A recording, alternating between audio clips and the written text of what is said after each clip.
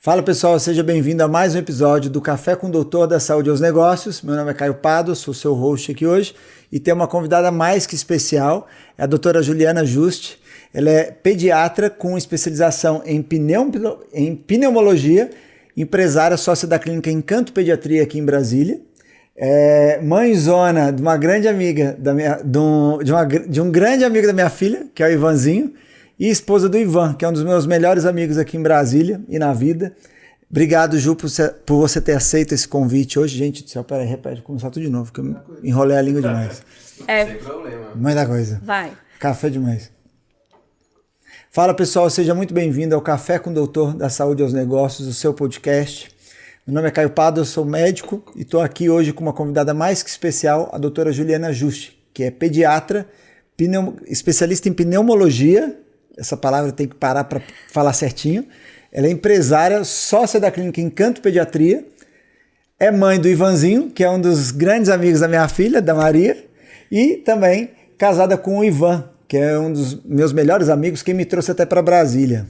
Gente, obrigado, Ju, pela sua presença aqui hoje, por ter aceito o convite. Eu que agradeço, uma honra estar aqui conversando com você. Bem, hoje aqui a gente vai falar um pouquinho sobre o desafio que a mulher médica enfrenta para ser empresária, certo? Principalmente na área da pediatria, de você montar o seu primeiro consultório, ou virar sócio, certo? A Ju vai compartilhar com a gente um pouquinho da história dela, vai falar também sobre os desafios que a maternidade traz para a mulher que é médica, né? E para a mulher que é médica e empresária, que é outro desafio talvez maior ainda, né, Ju? Então, logo de cara, me conta, vamos começar então. Como que você chegou na Clínica Encanto? Então, eu terminei a residência de pediatria geral, que é uma especialidade que tem tanto consultório quanto plantão, né? E aí, já no meio da pediatria, eu já sabia que eu queria fazer uma subespecialidade, que eu me identificava mais com essa parte de consultório. Então, fiz a residência de pneumologia e eu queria viver de consultório. É o que eu amo, eu falei, é isso que eu quero todos os dias da minha vida. E como eu queria focar nisso, no momento que eu atendia em clínica de outra pessoa, e o paciente, por exemplo, reclama, porque o WhatsApp tá ruim, e você é empregada da outra pessoa, você não vai ficar enchendo o saco do dono da clínica que o seu paciente está achando ruim. Então eu comecei a sentir essa necessidade de ter um negócio que eu conseguisse ter mais controle sobre as coisas e sobre a qualidade com o meu paciente, porque não adianta você ser um médico maravilhoso se o paciente acha que sua clínica é horrível de estacionar, que o atendimento é péssimo. Então, eu tinha uma amiga que a gente dava, inclusive, plantão junta, e ela já era sócia da clínica, me chamou. E assim foi que eu, do nada, virei empresária, e assim, com totalmente inexperiente no assunto, né, e fui aprendendo com a prática. E eu tô aprendendo até hoje. Isso já tem quanto tempo? Que você entrou na sociedade? 3 anos. 3 anos. Vai fazer 3 anos. Quando você para e vê essa sua dificuldade de melhorar dentro da clínica dos outros, também eu me identifico, e acho que muitas pessoas se identificam. Todo hospital grande, clínica grande, tem um grupo dos médicos, né? E sempre tem aquela pessoa que fica mandando, o sistema tá travando, o paciente reclamou disso. Eu sempre fui esse cara. Até que daí no corredor outro colega mais antigo chegava e falava, cara, não adianta, tem anos que assim, sempre foi assim, não vai mudar. E aí você vai cansando porque você veste a camisa, né? A gente sempre veste a camisa. Não existe médico, quando você tá ali, as empresas talvez não entendem, né? O médico, quando ele tá indo atendendo a sua clínica, ele tá vestindo a camisa da sua empresa. Ele não tá interessado só no dinheiro, até porque ele tá ali dando o tempo dele e dando o melhor dele. E acho que desmotiva a gente, às vezes, quando você procura trazer melhorias e a clínica te ignora, né? Até teve uma clínica recente que eu atendi até meados do ano passado, em que eu dava os feedbacks e eu via que outras pessoas também falavam, e eu falei com o diretor, falei, cara, pelo menos vocês podiam dar uma satisfação no grupo, falar, olha, a clínica tá fazendo isso para tentar melhorar, porque o silêncio é pior, né? O silêncio é um tiro no pé. Eu falei, cara, tá todo mundo falando, eu vivo falando, né? Eu falei, você para até de falar. E aquilo, as pessoas às vezes não gostam de ouvir crítica, né? E crítica dói, mas é importante você saber Exatamente. Que tá com problema, né? Você vê atendimento. Quem quer marcar consulta, quer marcar logo, certo? Pediatra, por exemplo. A minha especialidade, então, é para ontem. Quando a gente tem um problema com o filho, pô, a gente fica desesperado, a gente quer que o pediatra atenda logo. Ah, não, mas não tem vaga para daqui a um mês. Não, dá um encaixe, se vira, meu filho vai morrer, até porque com o filho tudo muda, né? Exatamente. E isso é outra coisa que eu fiz no meu consultório, de forma que eu tô lá quase todos os dias, então as secretárias agora na minha clínica eu consigo ter gerência sobre minha agenda.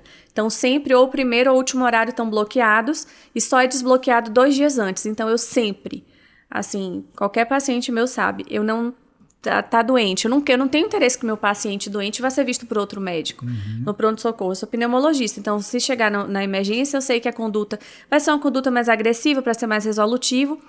Então, eu prefiro que o paciente venha em mim. Então, eu gerencio minha agenda de forma que eu sempre consigo encaixar os meus pacientes para eu mesmo conseguir ver eles no momento de uma intercorrência, que é quando a mãe mais precisa, né? Nossa, então, isso tudo eu consigo fazer agora.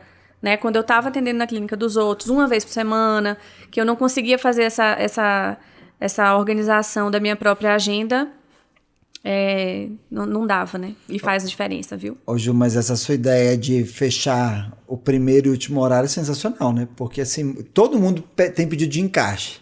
E tem muito médico que não gosta. Eu amo encaixe, sempre falo, cara, eu ofereço encaixe para todo acompanhante, porque falo assim, amigo, quero resolver seu problema, eu quero mais paciente, eu não quero menos. Mas tem gente que não gosta. E da onde que veio essa ideia de ter? Pela demanda, porque eu via que sempre, pela minha especialidade de pneumologia, né? Então, o paciente quer ser visto de hoje para amanhã, daqui a 2 dias, e eu nunca conseguia. Porque eu preciso liberar o horário para a médica que vai entrar de tarde, se não for eu a médica da tarde naquele consultório, né? Então, eu via que eu nunca conseguia e isso estava me prejudicando.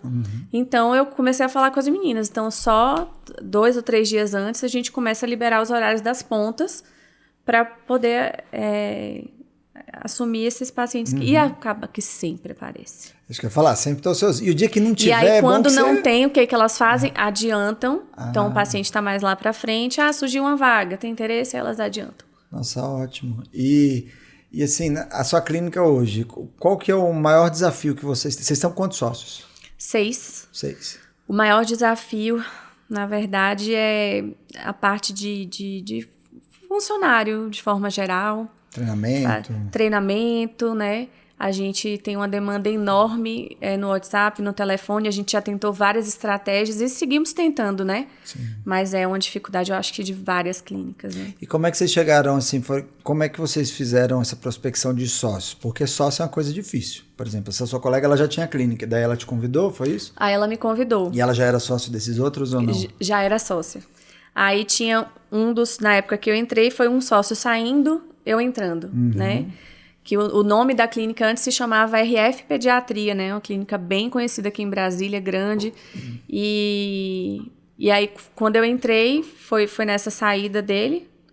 E depois de um tempo que a gente ficou com medo, né? Nossa, será que se a gente mudar de nome, as pessoas, como que vai ser? E acabou que ano passado a gente mudou, mas continua a mesma clínica, né? E aí, a junção de sócias foi uma pessoa chamando outra. Então, o intuito é a gente ter uma clínica com todas as subespecialidades. Então, as meninas têm pediatria geral, eu tenho uma sócia alergista, outra endócrino. Então, a gente foi tentando completar o time, assim. E a gente dá muito certo, graças a Deus. Não, e é bom que o paciente ele encontra tudo dentro da sua clínica na parte de pediatria. Ele caminha entre as especialidades. E vocês têm, eu sei que a maioria é só particular, né? Você, por exemplo, é só particular, certo? Sim. Para você foi difícil sair do convênio? Então, a minha transição para o convênio, acho que é até importante para os colegas que estiverem assistindo, estiverem pensando sobre isso, tem que ser uma coisa planejada.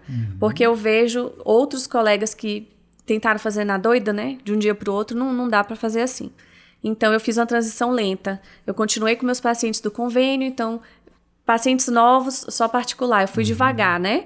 E investindo para as pessoas me conhecerem. Então, é importante. Hoje em dia, acaba que as mães olham o Instagram, o site do médico, o Google Meu Negócio, né? Então, eu fiz uma estratégia e fiz de forma lenta. E a minha especialidade ajuda porque não tem muitos... não tem muitos profissionais. Então... Eu acho que no momento que você resolve fazer essa transição, tem que fazer de forma planejada e gradual. Porque alguns médicos lá na clínica, inclusive, que tentaram fazer de uma hora para outra, nossa, minha agenda do convênio tá para daqui a 6 meses. Tchau, acabou o convênio. Acabou, o paciente ele é do convênio, ele não é seu. Você perdeu, né? Então, até você ter, assim, tem alguns pacientes que vão continuar, mas tem alguns pacientes que é o perfil do paciente de convênio que você parou de atender, vai pro outro parou de atender, vai pro outro. Muito. Então, tem que fazer uma coisa devagar. Ótimo. E para você, então, funcionou, né? Então, isso é bom, né? Graças a Deus. Hoje você tá sem convênio, só particular. Sem convênio, tem uns 2 anos. Na verdade, a minha questão é que a minha consulta é lenta, é de 1 hora. Eu sou pneumologista, faço pediatria geral também, amo, mas primeiro que o exame físico, eu preciso fazer uma ausculta boa, então eu preciso da criança calma, eu preciso saber de tudo, não é só porque é pneu, porque é adulto, você consegue ir lá direto, né, nas queixas respiratórias. A criança precisa saber tudo, sono, alimentação, cocô. Então, a consulta é muito longa e o que o plano de saúde paga, não tem condição. Não come, né? E eu sou controladora com meus pacientes, então eu quero saber o que acontece. Então, eu forneço o meu contato. Então, não é só aquela 1 hora da consulta. Sim. É 1 hora da consulta e mais um suporte que o convênio não dá. Não tem Você como. vê que às vezes, você sente que às vezes o paciente tem uma dificuldade de dar o real valor para o que você oferece, porque esses dias eu vi até um vídeo, eu até repostei o vídeo do Paulo Musa, ele falando, cara, o paciente do convênio, você acha que o médico está ganhando ali R$30, que às vezes nem recebe, porque é glosado pelo convênio, ele vai te atender com a paixão, amor e com a mesma qualidade, por mais que ele fez o juramento, do que um médico que não é assim, porque ele ganha de forma muito pouco. Então, você sente que às vezes o paciente não valoriza, porque você passa até o contato, e aí você não tem sossego. A Ju já teve vezes de estar na minha casa, foto de cocô, mãe ligando, acontece muito. Eu tava ali fora esperando responder no meu WhatsApp, mas eu gosto. Assim, eu acho que o paciente tem que saber usar a ferramenta, né? Não vai ficar mandando mensagem por qualquer coisa. E eu consigo, hoje em dia, passar essa orientação para os meus pacientes, está aqui meu contato para emergências, né? Dúvidas de rotina, a gente tira na consulta. Mas, para mim, por exemplo, doutora, liguei na clínica, não tem caixa, às vezes acontece. Não, as meninas não conseguiram. Você consegue dar um jeitinho? E aí eu tento. Eu já teve dia de eu sair de casa e ir na clínica só para atender um paciente que estava precisando. Então, eu consigo fazer isso porque eles têm meu contato direto, né? Eu acho que falta um pouco de valorização às vezes, porque você sai de sua casa, você tá com o bebê em casa. E você tem um marido que é médico também. A sua rede de apoio, por mais que você tenha aqui, a gente vai chegar nisso depois, mas a rede de apoio não está disponível o tempo todo. A gente não tem babá o tempo todo. O paciente às vezes esquece que o médico é uma pessoa e que às vezes ele não tem. Eu não tenho, então assim, eu não tenho com quem deixar minha filha. Sim. Então isso é complicado. Mas acontece. E aí a questão do plano de saúde é que o médico, ele acaba se adaptando, né? Consulta de 15 minutos. Eu nunca me vi assim. Eu sempre soube que isso nunca ia dar certo. Então, mesmo no comecinho, quando eu atendia convênio, minha consulta era de 40 minutos. Só que eu vi que 40 minutos não dava. Então, era 40 minutos e eu era médica atrasada. Então, não tinha condição. Eu falei, então pronto, convênio não dá. Cortar. Isso é bom. E o que você diz assim hoje? A galera que está sendo formada, por exemplo, eu quero fazer pediatria. Né? É uma área que ainda tem muita demanda, certo? Tem. Vale a pena? Vale a pena. Mas é uma coisa que tem que gostar e tem que saber qual é o seu perfil, né? Porque é uma especialidade que... Ai, gente, é a melhor profissão do mundo, né? O que eu posso falar? Mas demanda 24 horas, né? Não, então... Eu lembro que, assim, as poucas vezes que eu não atendo muita criança, né? O Ivan que gosta de oftalmo pediatria, brincadeira à parte. As poucas vezes que eu atendi criança, essa semana passada mesmo, teve uma que eu atendi e não era nada, era só rotina. Mas ao final da consulta ele veio e me deu um abraço. E aí é de graça, sabe? Não é porque o pai com a mãe pediu, não, obrigado, doutor. E aí vem dar um abraço. Você tá tão assim despreparado porque a gente não tá acostumado a receber carinho de paciente. Sim. Né? São poucos. Às vezes tem um idoso que vem e pede para tirar uma foto, pede para te dar um abraço de agradecimento, né? E criança é muito puro. Então, de fato, criança deve ser... Por mais que é muito difícil você atender, porque aquilo, até a criança acalmar, perder o medo, porque jaleco, aquele ambiente... Eu não atendo de jaleco. Vai um tempo, você não atende jaleco, mas você usa fantasia às vezes? Não, meu jaleco fica aqui atrás, porque meus pacientes que já estão acostumados comigo é tranquilo, né? Mas eu vejo que com jaleco eu tenho muito mais dificuldade. E não adianta, o médico fala, tô escutando a criança berrando, gritando. No meu caso, de pneumologia, eu não consigo, né? Sim. Então, é raríssimo eu estar de jaleco. Mas em relação a gente estava falando que eu te interrompi em relação a quem vai fazer pediatria, é mais a pediatria escolhe a pessoa, porque é diferente. É bem vocação, né? É vocação É e dom para gostar de atender criança. Exatamente, porque é um paciente que não fala, né? Então é um paciente que você tem que olhar de cabo a rabo, tem que lidar com a família. Então é uma coisa bem característica. É tipo quem ama e quem odeia, né? Na faculdade tem muito isso. A galera chora porque, ai meu Deus, eu disse de pediatria, odeio. É difícil. Mas e quem gosta ama. E você vê que assim, hoje o pediatra, ele tem um tabu na cabeça dele, talvez, dele sair de ser um plantonista, de trabalhar para os outros, para ele abrir o próprio consultório, ou você vê que tem muita gente, na verdade, a maioria, quando entra para fazer pediatria, já sabe assim, não, eu vou ter meu consultório, vou atender particular, ou vou viver de... Como que é hoje no mercado da sua área? A maioria trabalha com plantão? Eu acho que muito com plantão ainda. E assim, eu acho que a cabeça das pessoas estão mudando, né? Mas a princípio a gente se forma, vai mais atender. O que eu vejo como dona da clínica, muitos pediatras chegam para atender pra gente, né? Como médico colaborador. E aí, quando as coisas começam a ir melhor, eles tendem a ir para a clínica deles, né? Abrir o próprio, né? Eu tenho visto bastante isso. Eu acho que é o fluxo natural, né? É aquela coisa igual a gente recebe aqui, o pessoal que atende empresário, é o medo de todo mundo. A pessoa vai entrar, vai aprender e vai sair abrir o próprio negócio. Faz parte, é um ciclo. Faz parte. E assim, você tem que estar pronto para isso. Eu não fico chateada com isso, não. Cada um que vai viver sua vida da melhor forma, do jeito que... E é um risco, empreender não é fácil. Você mesmo entrou e viu como é difícil, né? Qual Demais. O seu desafio que você tem com a equipe? Você treina funcionário, às vezes ele pega e sai e vai trabalhar em outro local. E você gastou tempo e energia ali, né? Tempo, energia... E assim, hoje em dia também a dificuldade do funcionário vestir mesmo a empresa vestir a camisa da empresa, né? E a gente conseguir dar conta Hoje mesmo, então, lá nós somos 6 sócias e aí cada sócia tem a sua função. É isso, eu ia até te perguntar, como que vocês dividem? Uma é da contabilidade, que nós temos a empresa de contabilidade, mas uma é a que faz as transferências bancárias, outra que faz as compras, eu sou a sócia do RH. Então, hoje eu tive que fazer uma coisa que foi muito difícil para mim, que foi demitir uma funcionária. Então, a gente não é só médico, né? No momento que você resolve abrir uma empresa, você não tem férias. Minha licença maternidade... Eu fiquei em casa, não fui atender paciente, mas eu estava em todas as reuniões da empresa, né? Porque acaba que se é dono, você tem que tá lá, né? E essas funções por fora, né? De dono mesmo. Que às Como vezes que foi para você difíceis. Demitir? Assim, horrível. Mas horrível. Assim, você tem a dificuldade de entender que demitir e contratar é algo que vai ser constante na sua empresa? Porque isso em boa parte...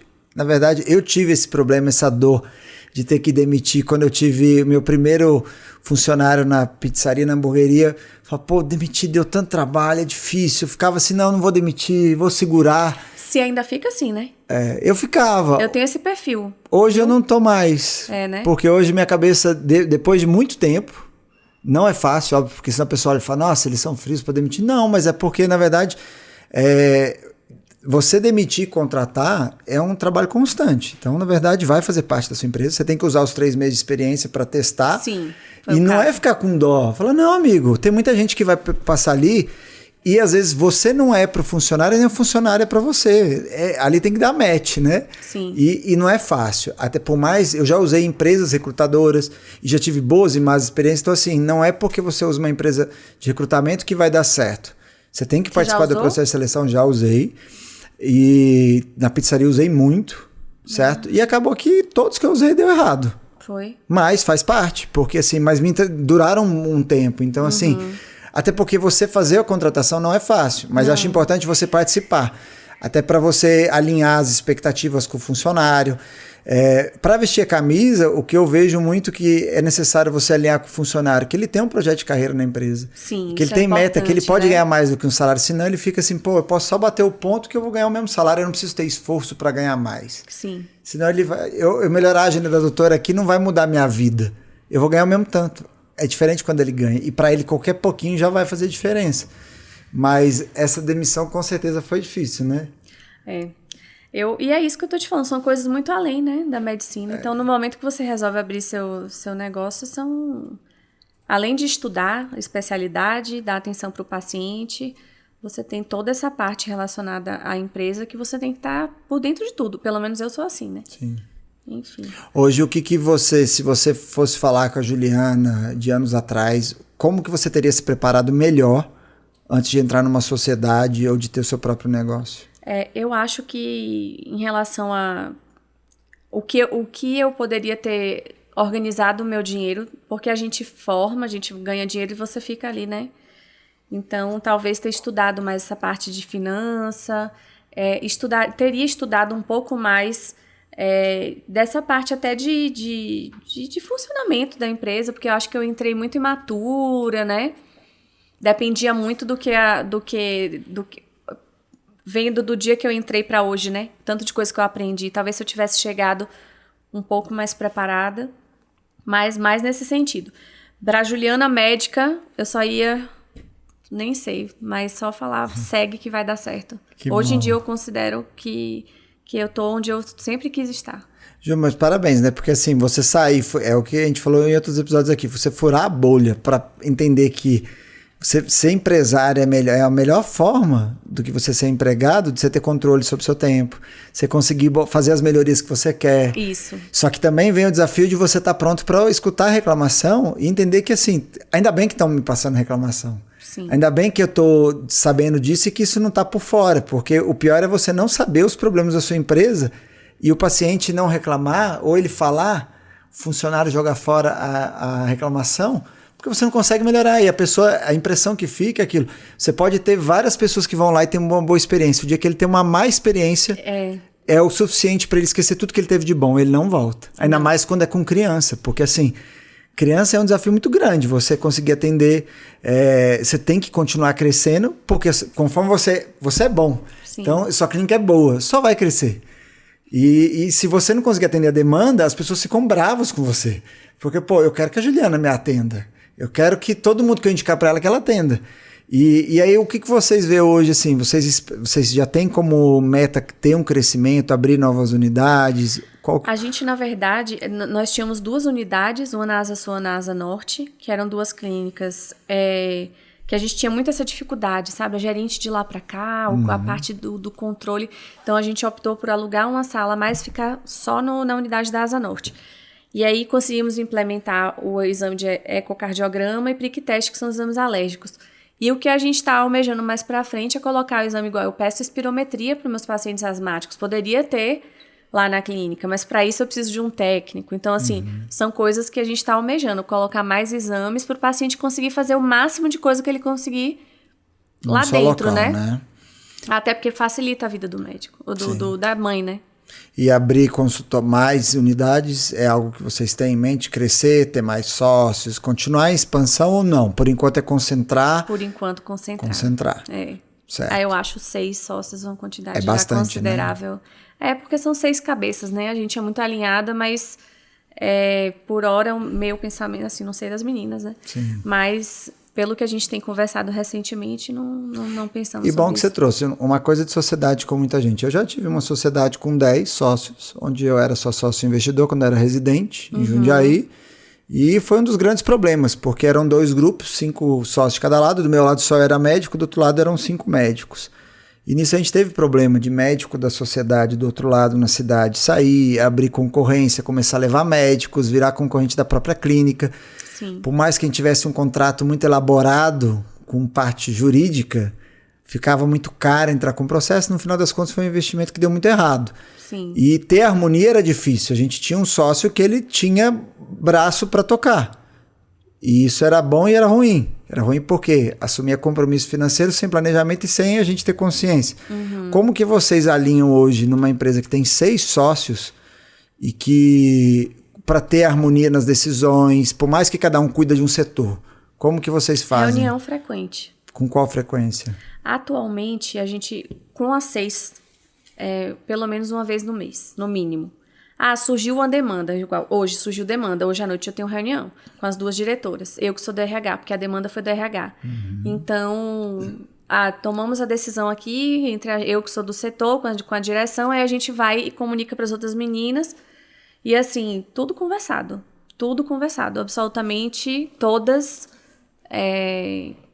ninguém tem esse controle de vou fazer coisas. Ninguém tem uma assim, carta branca para sair fazendo, não. Investimento e nem decisões assim, finais. Não tem. E vocês são 6, então, e quando empata a decisão, como é que é? Nunca aconteceu? É? Nunca aconteceu? Assim, de, não quero tal coisa. De dar 3 com 3, não. Não. Já aconteceu, assim, a maioria venceu, né? Mas, assim, de nada muito importante. De decisões importantes, como, uma unidade só, reforma da clínica, acabou que sempre ficamos alinhadas.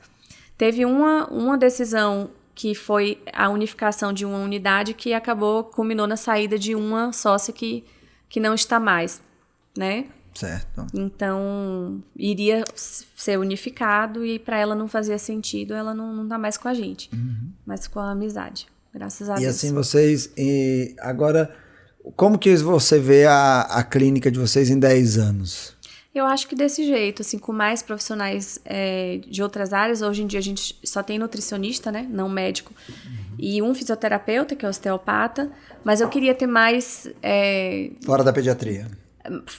Não, dentro da pediatria. Dentro da pediatria, sempre. Então, assim, fisioterapeuta respiratório, ter mais exame como espirometria, talvez vacina. Vacina é uma coisa que a gente estamos namorando. Ótimo. E agora um pouquinho fora aí da parte de gestão, mas até dentro da pediatria, pra galera aí. Inteligência artificial, já tá usando na pediatria? Nada, eu nunca usei pra nada, estou precisando resolver isso com urgência, por sinal. Faz muita diferença, né? Então, eu até tenho, porque eu tenho a história de um colega essa semana, que ele comentou comigo, ele é reumato, falou, cara, funciona muito e tá crescendo muito, porque chegou pra ele uma paciente com uma lesão de pele, que ele não tinha nem a menor ideia que diacho era aquilo, e ele pegou a imagem, tirou uma foto, mandou, eu não sei se foi do Google, o Google tem uma ferramenta que serve para isso, para consultar uma base, e ele comparar e meio que te falar o que pode ser. E aí ele consultou, acho que foi, tenho quase certeza que foi do Google, não lembro a ferramenta. E que daí nisso veio lá várias imagens parecidas com o diagnóstico, e com os exames que era para aquilo, porque era um caso mais raro de ponta de livro que aquilo, não dá pra gente saber tudo, a gente tem que ter humildade de procurar em vez de sair tratando feito louco. E aí ele olhou e era. Acabou que daí ele usou a inteligência artificial, descobriu qual que era a doença, foi lá, deu uma estudada, relembrou o que era, que ele tinha visto pouco, se aprofundou, tá tratando, a paciente virou apaixonada nele, porque ela já tinha passado em vários médicos, os médicos sempre assumindo aquela coisa, o ego que todo médico tem, não, eu sei, vou fazer, pronto, é isso, e tratando errado e não resolvendo, e a paciente pingando de médico em médico, então isso funcionou. Muito na pediatria, bom, né? Às vezes é algo que pode estar começando a surgir também, né? Eu tenho que pesquisar sobre isso. Acho que é o futuro, né? Com certeza. É o futuro. Agora, saber usar também, né? Saber até onde confiar é muito importante. Bem, em breve a gente vai saber mais aí de IA, então, na pediatria. Você traz pra gente. Tá, joia. E agora eu acho um tema muito importante. Vamos falar da maternidade. Porque, assim... Eu acho que o maior desafio para hoje, devido a tudo isso que tem, né? Como que foi a mudança? Primeira coisa, na verdade, era essa que eu escrevi, eu queria te perguntar. Você acha que a Juliana, pediatra, grávida, tratava diferente as crianças antes? E da Juliana quando virou mãe, teve 3 Julianas. A que não era mãe, a que estava grávida, carregando ali o Ivanzinho, e a Juliana mãe.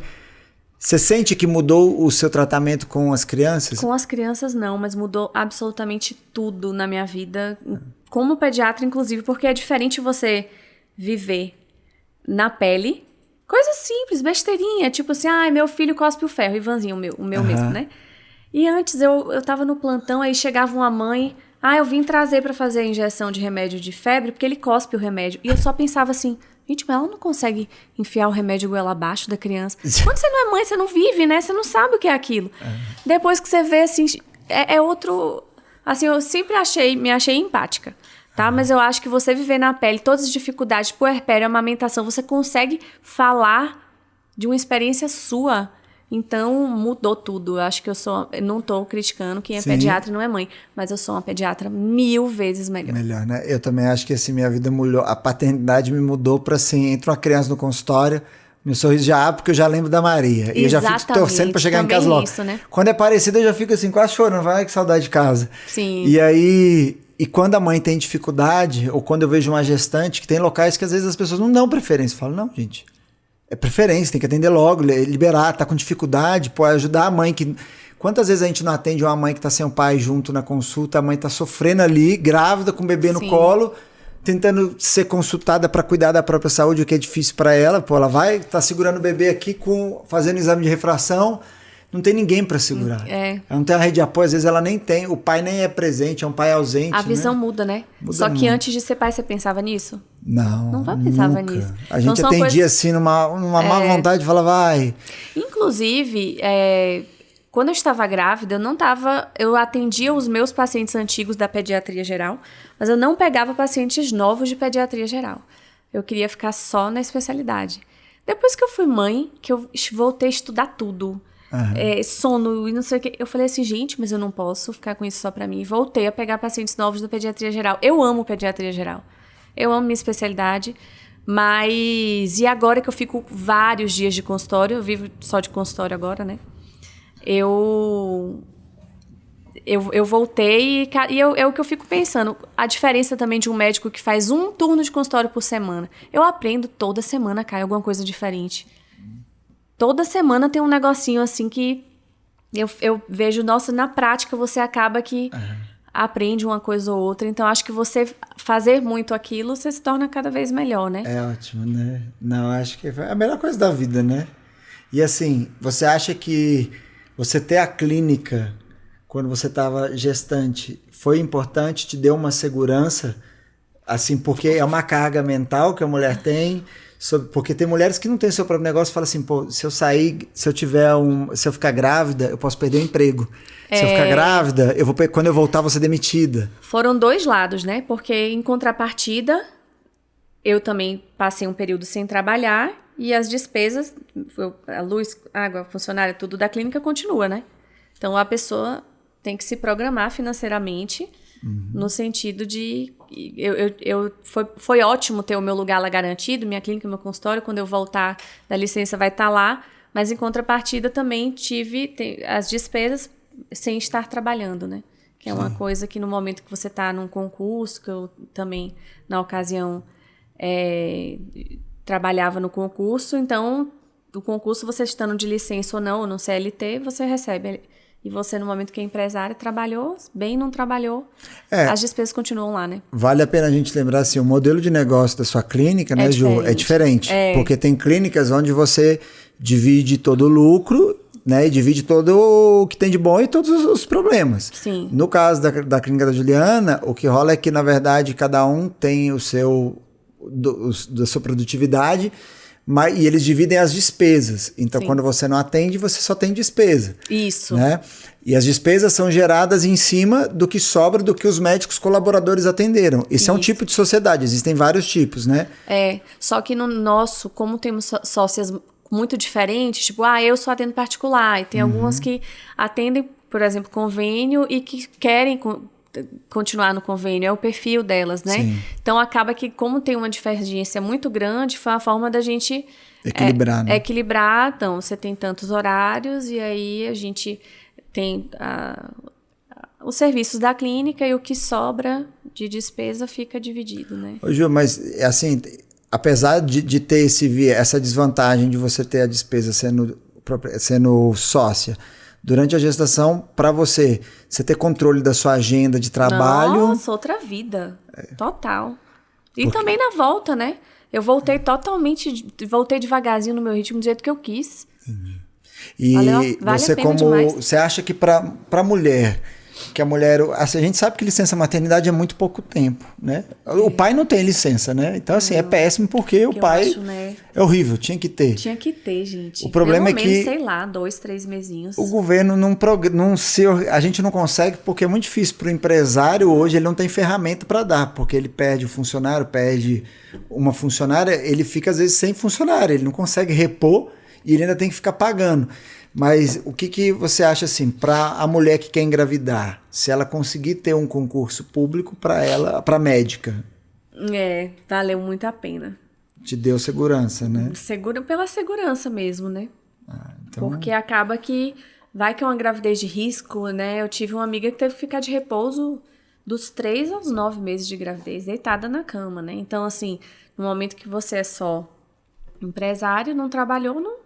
Então, você tem que ter um planejamento financeiro antes de engravidar. Quando você tem um concurso, alguma coisa assim, é mais tranquilo em relação a essa segurança, né?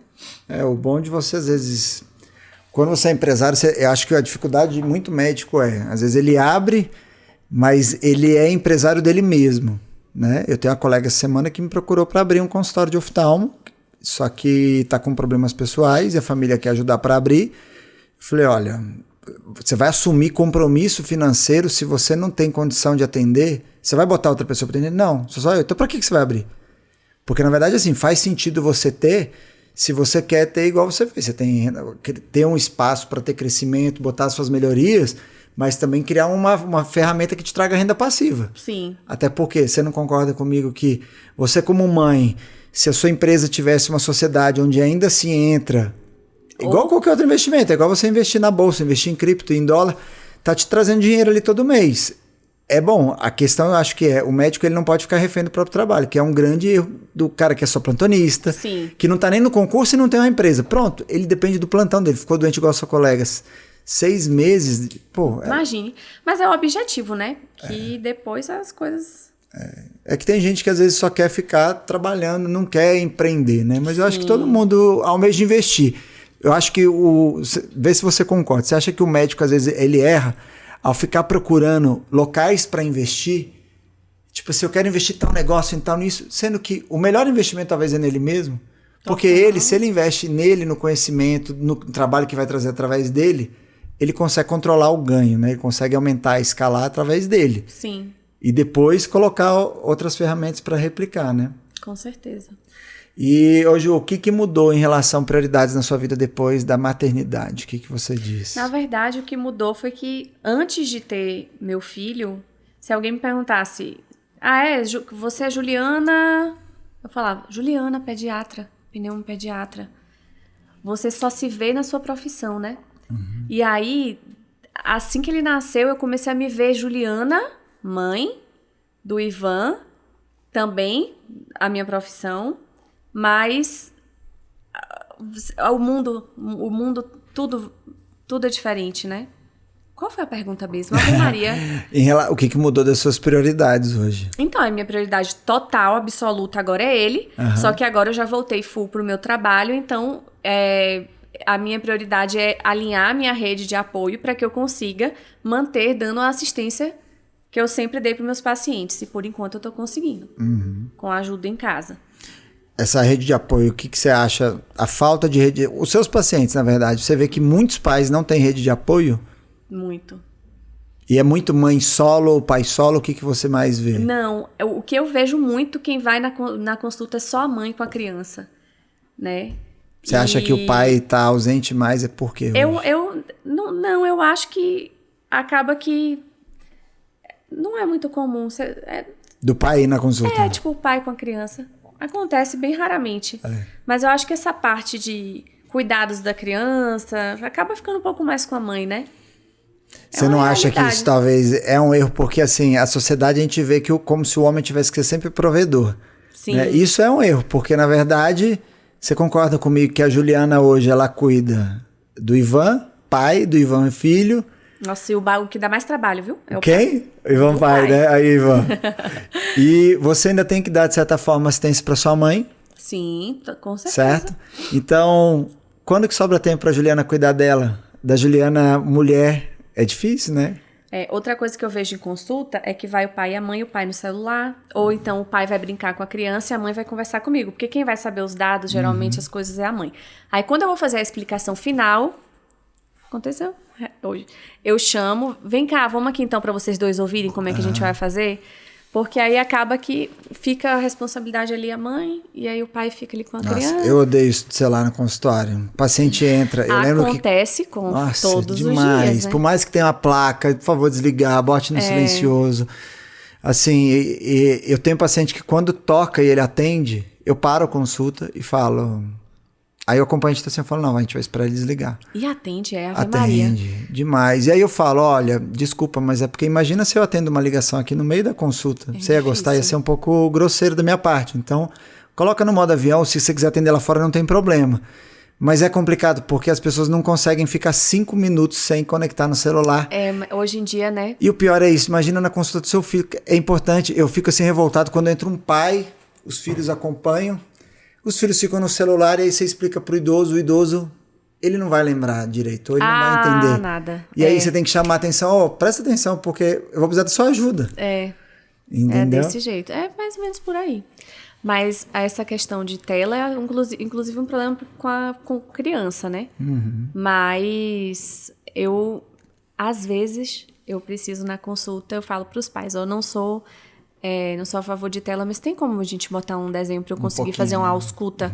Porque como eu te falei, se eu vou examinar uma criança gritando e eu falar que eu fiz um exame decente, não fiz. Então, inclusive hoje, de manhã eu estava atendendo, eu pedi, você pode colocar rapidinho, conseguir auscultar, bonitinho, deu tudo certo. Pra acalmar, né? A gente tem que usar as ferramentas quando elas são precisas, né? Não é o tempo todo. E assim, isso que você falou... tela de emergência que eu chamo. Isso que você falou da mãe, que assim, da mulher e da mãe, que geralmente é quem está nas consultas, é algo que eu uso isso até para a parte do meu marketing, para campanha, Google e Face Ads. As pessoas às vezes ficam assim, você tem que definir o seu público-alvo. Mas quem sempre cuida e marca a consulta do filho é a mãe, é a mãe. Então você vai fazer campanha no Google e no Facebook, colocando mulheres com idade mais aproximada da sua paciente, certo? E que tem um comportamento parecido. É o melhor jeito de você economizar no marketing e mostrar o seu conteúdo para quem realmente importa. E o meu Instagram é muita mãe. É muita mãe. É bom que tem muito engajamento na rede social de mulher, de médica, de Sim. mãe, né? A mulher interage mais. Homem fica perdendo tempo com futebol, Às vezes eu fico até bobeira. meio assim, que eu posto muito da minha vida pessoal, assim, do meu bebê. Mas, não, gente, porque meu bebê é muito maravilhoso. E aí eu fico postando, mas ao mesmo tempo eu fico assim, será que a mãe do paciente pode... Não sei. O quê? É porque é uma coisa pessoal, né? Meu Instagram é meio misturado, né? Eu posto coisa... Sim, profissional e da sua vida. Mas eu posto um pouquinho do bebê também. Eu não sei, pra mim você acha tranquilo? Eu acho que é tranquilo. As pessoas gostam porque cria conexão, né? Ver que você não é só aquilo. E muito médico tem essa dúvida. Eu tenho que ter uma rede social só assim? Não. Você tem que ver que você é mãe, que você tá ali ralando, que você acorda de madrugada, porque as pessoas não pensam isso. A gente acorda... Até imagina pra você, né? Como que não deve ter sido... amamentar e atender de bom humor. Aí você sai de casa, a criança chorando, chega eu acho que você viver, você consegue passar mais autoridade, porque você viveu sua experiência. Então, por exemplo, o pacientezinho também, eu atendi. Os dentinhos de cima da cena, eu falei, nossa, mas lá em casa esses dentes de cima foi punk.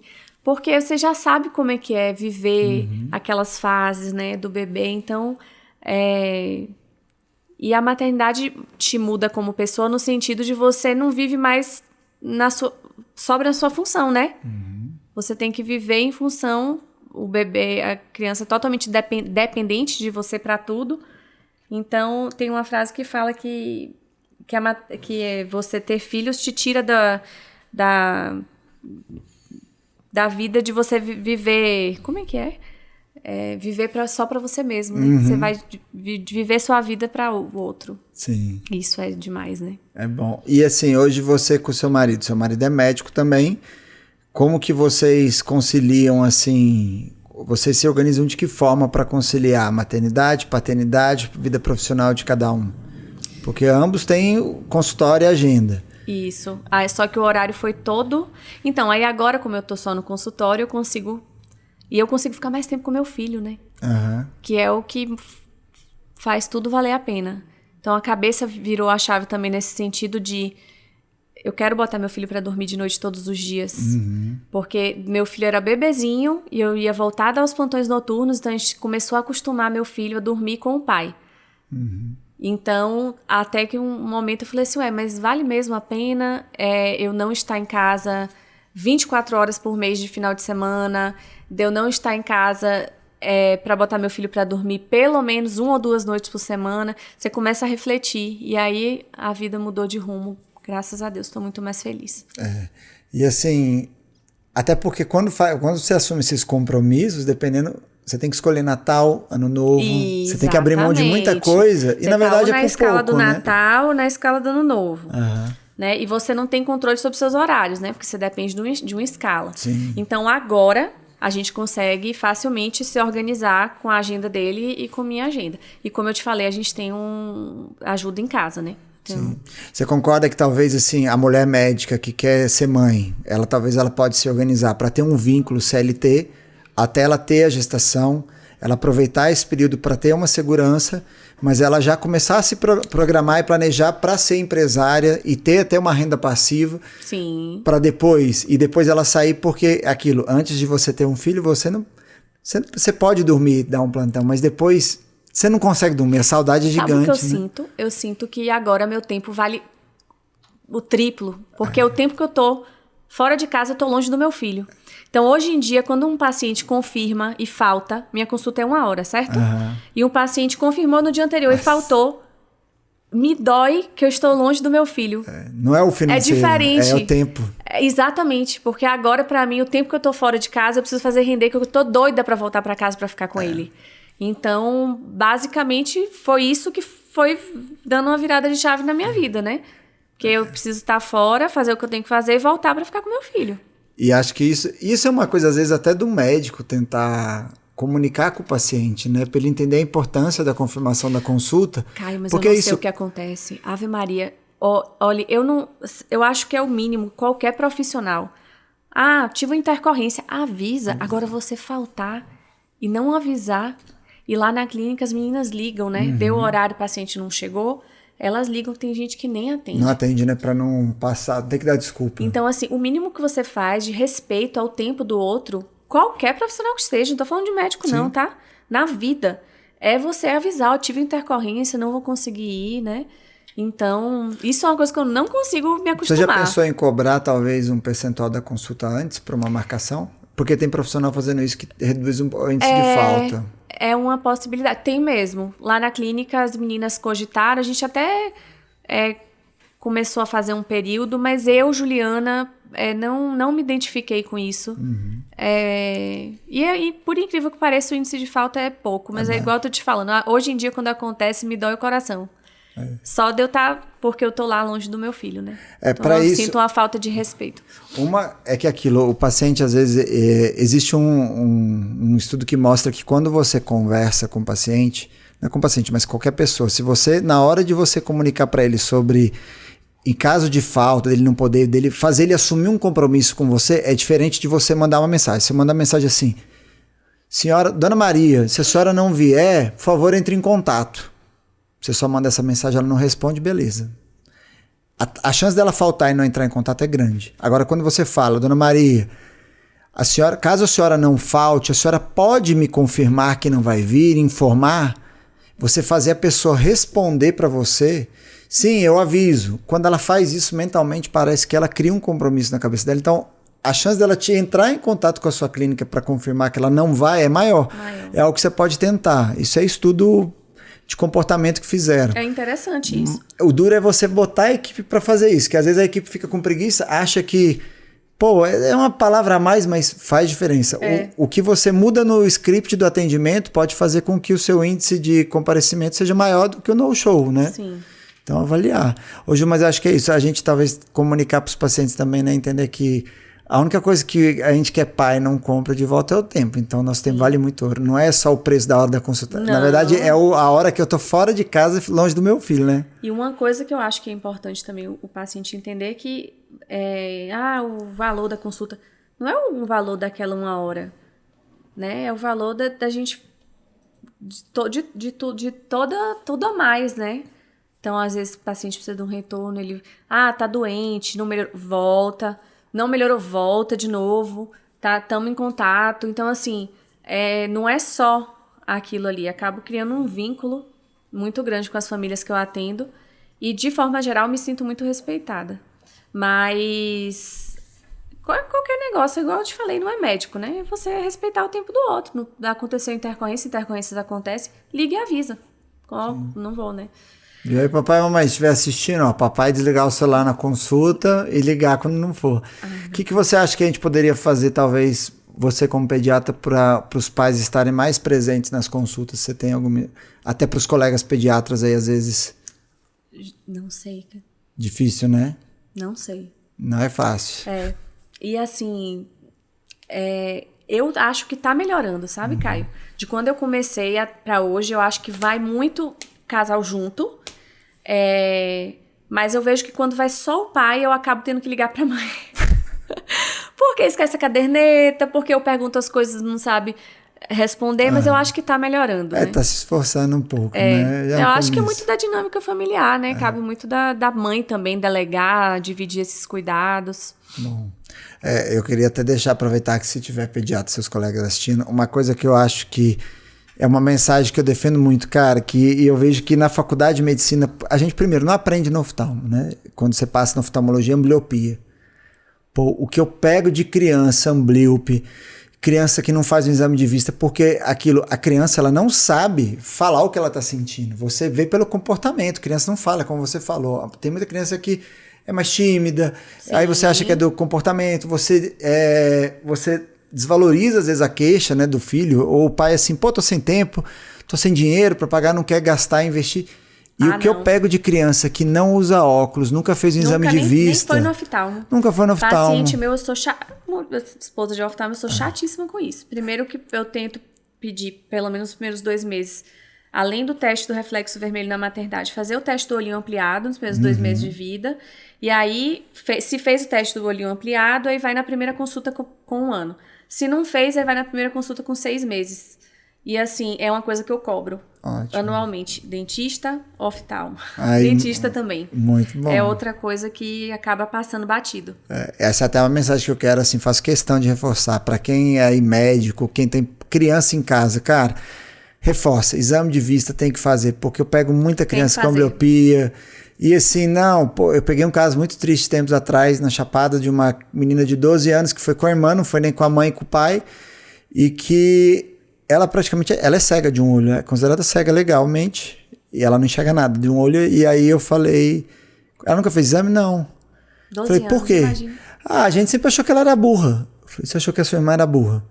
Ela falava que não enxergava, a gente via que ela tinha dificuldade para enxergar quando a gente ia buscar na escola, mas a gente achou que ela era burra. Eu falei, pois é, infelizmente, por conta de um desleixo, e me dói no consultório quando eu tenho que falar para um pai, para uma mãe, porque você tem que se segurar muito para você não soltar os cachorros no pai, porque você fala, cara, é um momento em que você tem que passar para o pai a noção, para o pai e para a mãe, que por conta de um desleixo deles, o filho deles está cego. E às vezes pode ser falta de orientação, cara. E a maioria das vezes fala, ninguém nunca falou. Exatamente. É isso que eu tô te falando. Mas vou te falar que isso é uma coisa que me dói, porque eu falo, cara, eu tenho que falar para a mãe que ela é culpada pelo filho não poder mais enxergar e não vai ter o que fazer. E não tem o que fazer. Não tem o que fazer.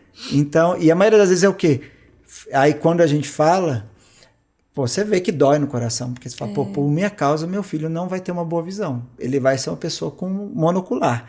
E aí, quando você questiona, fala, cara, ninguém nunca me falou. Aí eu falo, como que o médico não falou? Aí eu lembro assim, na faculdade de medicina, não se fala muito sobre isso. E é algo que tinha que ser falado. Porque, na verdade, criança é isso. A principal área da medicina é a pediatria. Mas porque quem vai trazer todo mundo para cá? É porque tiraram, pelo menos aqui no DF, o maior erro, eu acho, tiraram os pediatras dos postos de saúde. Então, quem às vezes atende criança é médico da família, que eu não estou falando que não tem a capacidade, tem a capacidade, mas são pequenos detalhes que às vezes passa batido. Pediatra geral, todos sabem, da importância e da orientação da consulta regular com um oftalmologista, né? Mas, às vezes, a criança não teve acesso mesmo, a família não teve acesso a essa orientação. Ô Ju, e assim, pra gente, aproveitando, se tiver pais aqui que não são médicos, qual que é a frequência que um pai tem que levar a criança no pediatra nos primeiros anos, pra gente ir encerrando? Então, tá. Então, nasceu a criança, primeira consulta nos primeiros 7 dias de vida, no máximo até 10 dias de vida. A partir daí, provavelmente vai ter uma reavaliação ainda no primeiro mês de vida, até os 6 meses é mensal. Dos 6 aos 12 meses pode ser mensal ou a cada 2 meses. De 1 a 2 anos, a cada 3 meses. Passou de 2 anos a cada 4 meses. E aí fica semestral até os 7 anos de vida. Olha aí, gente, é difícil. Tem gente é que igual não o calendário de sabe. vacina. Para quem escutou, não dá nem tempo Essa aqui. é a recomendação oficial, Você né? pausa o podcast, volta e vai anotando. Pega um caderno, copia, anota, ou então você pode procurar a Juliana no Instagram. Sim. Nas redes sociais, a Ju é super ativa, produz conteúdo de alta qualidade para papai, mamãe, para quem é até colega se espelhar, porque é difícil produzir conteúdo e você faz com muita naturalidade. Então, assim, Eu queria ter mais tempo para poder... Meu podcast mesmo, eu comecei a fazer depois que eu tive o bebê, nunca mais eu consegui me organizar. Aí. Mas foi uma honra vir aqui no seu, viu? Eu que Massa. agradeço o convite, eu ter aceito, ter vindo, porque Sim. aquilo é mãe, veio, pô, deixou o Ivanzinho lá, eu sei que sua hora vale ouro. Muito obrigado por ter vindo. Ô Ju, qual que é a frase que você me falou que é uma frase muito importante na sua vida hoje? É de não esperar resultados diferentes fazendo as mesmas coisas, né? E aí, pra você não esquecer, aqui tem uma lembrancinha. Olha só! Insanidade é continuar fazendo as mesmas coisas e esperar resultados diferentes. É isso mesmo, adorei. Gente, obrigado. Amei o presente. Trouxe uma lembrancinha pra você também. Espero que você goste. Obrigada. Muito Ju. sucesso aí, tanto na sua carreira, que você é ótimo em tudo que faz, né? E agora no podcast. Top, vai. Gente, obrigado. Muito bom. Ó, quem quiser te achar nas redes sociais, onde te encontra? O Instagram, @doutora Juliana. O Instagram, @doutora Juliana Juste. Ótimo, e quem Espero precisar, vocês lá. Clínica Encanto Pediatria em Brasília, você consegue lá, procura a Ju, que é a melhor pneuma aqui, melhor pediatra de Brasília. Olha Gente, aí. obrigado pela audiência, não esquece de se inscrever no canal, curtir, comentar, compartilhar, certo? Isso aqui foi uma aula para quem é mãe, quem quer ser mãe, mulher, médica, quer empreender, você vê, dá para ter consultório, dá para fazer tudo, não é fácil, mas dá. Mãe se vira. Mãe se vira sempre, né? Sempre cai mais um. Exatamente. É isso, a gente se vê no próximo. Obrigado, boa semana, fiquem com Deus.